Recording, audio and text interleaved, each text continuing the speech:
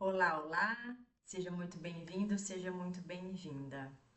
Assim como eu digo para as minhas pacientes que chegam no setting terapêutico trazendo uma história carregada de relação tóxica e abusiva, também vou falar para você que é bem provável que você tenha desenvolvido TEPT complexo ou transtorno de estresse pós-traumático complexo e a gente vai falar sobre isso. A gente também vai falar sobre o papel do tipo de apego que você pode estar carregando ou ter carregado ao longo da sua vida e como que isso acaba influenciando o trauma relacional. Se você quer receber conteúdos como esse, que te ajudam a entender e transformar as experiências traumáticas da sua vida, clica e se inscreva aqui no canal agora para não perder os próximos vídeos que saem toda quinta-feira, 18 ou 19 horas. Então vamos entender por que é que o TEPT-C, ou seja, o transtorno de estresse pós-traumático complexo, acontece.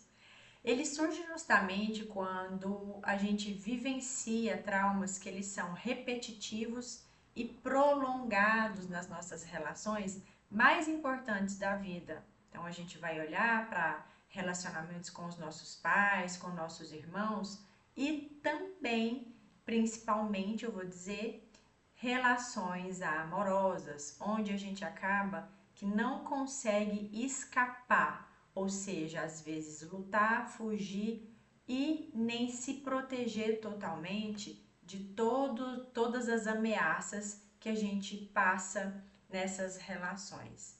Então, mesmo que você não tenha vivido traumas na sua infância, uma relação abusiva pode acabar gerando em você uma hipervigilância crônica, esse estado de alerta constante. Pode gerar dissociação e despersonalização. Você fica parecendo que está fora de você, ou se não pela metade.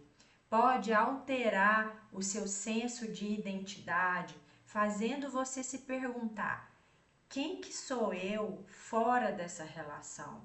Eu não consigo sobreviver sem essa pessoa na minha vida. Então eu preciso de permanecer nesse tipo de relacionamento.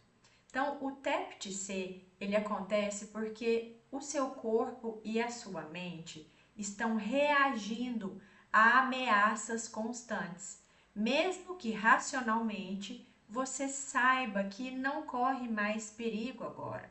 Então, não é à toa que muitas vezes, mesmo o relacionamento já tendo acabado, você pode não querer mais se relacionar ou entrar na relação já extremamente desconfiada ou evitar realmente qualquer tipo de relação.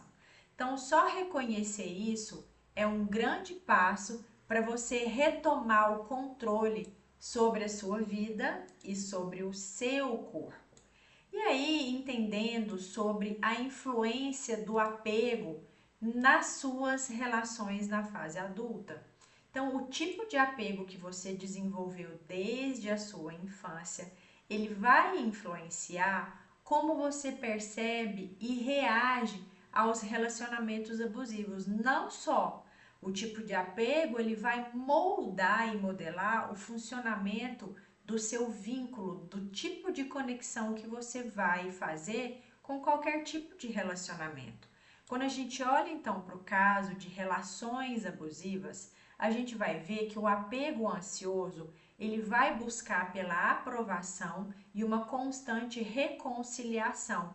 Por isso ele vai suportar abusos dessa relação em troca de afeto, justamente porque para o apego ansioso, o maior perigo, a maior sensação, algo que deixa ele numa sensação constante de ameaça é de ser abandonado e ficar sozinho, sem essa relação.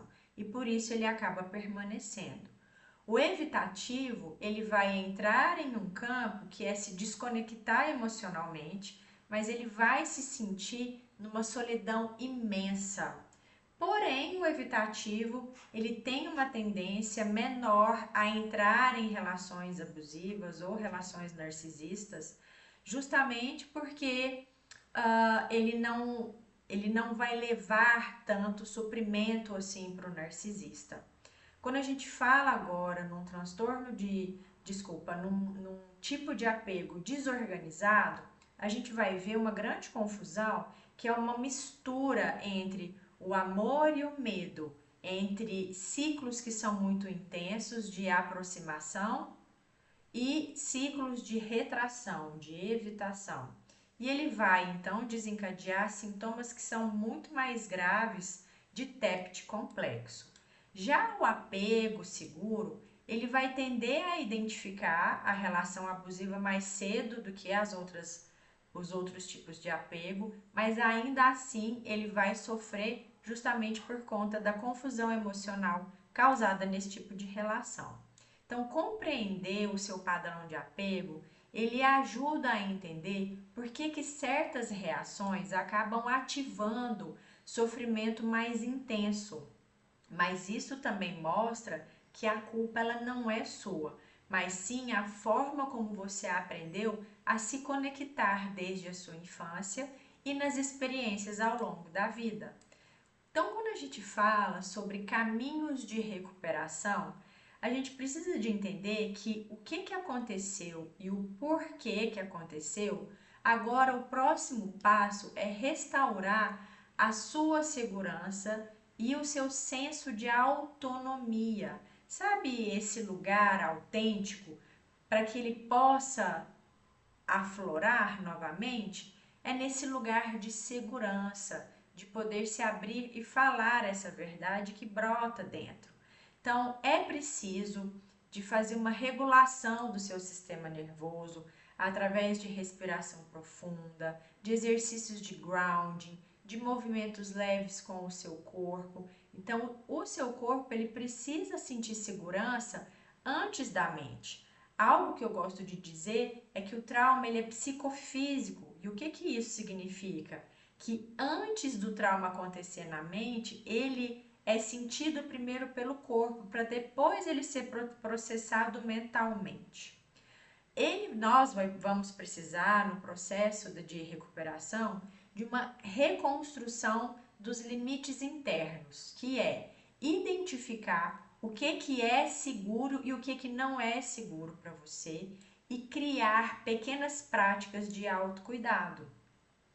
É preciso, então, fazer reconexão também com o prazer e com a sua identidade. E aí, como? Através de atividades que vão reforçar quem você é fora dessa relação. Então, buscar movimentos na arte, ou seja, crochê, pinturas, às vezes se levar para passear, para observar também pinturas em museus, se movimentar através de uma yoga, não precisa de ser nada como uma academia, por exemplo, embora a academia te ajude com certeza a regular todos os seus hormônios que acabaram ficando desregulados por conta do trauma. É preciso também diário para você poder escrever o que você pensa, os seus sonhos, os seus desabafos e rituais de presença. Muitas vezes acessar esses lugares com uma forma de respiro, acessar suas sensações.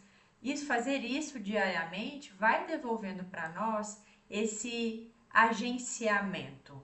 Então, cada camada de recuperação ela é muito importante para a mente, para o corpo e para o seu vínculo interno para voltar a se sentir seguro de novo.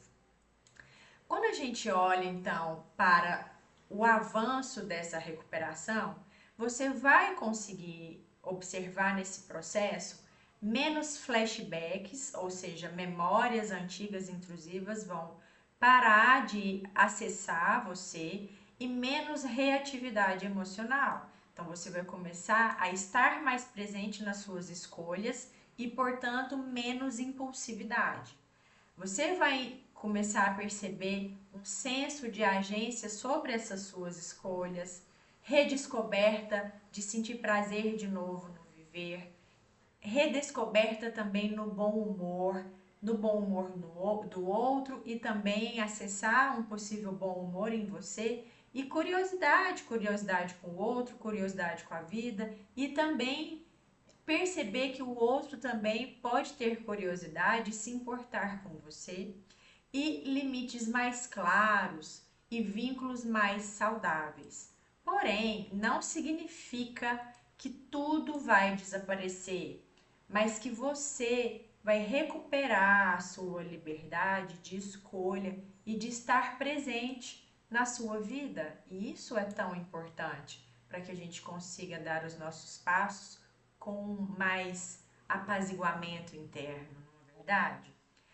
Bom, se você assistiu então esse vídeo até aqui, esse vídeo te trouxe clareza e conforto, compartilha com alguém que precisa ouvir isso e comenta aqui embaixo aqui no YouTube, aqui no vídeo, qual que é a prática que você ou uma reflexão que você vai ter ao longo do dia de hoje. E lembre-se, compreender sobre o TEPT complexo e o impacto do apego é o primeiro passo para você se reconectar consigo mesma e viver com segurança, com mais prazer.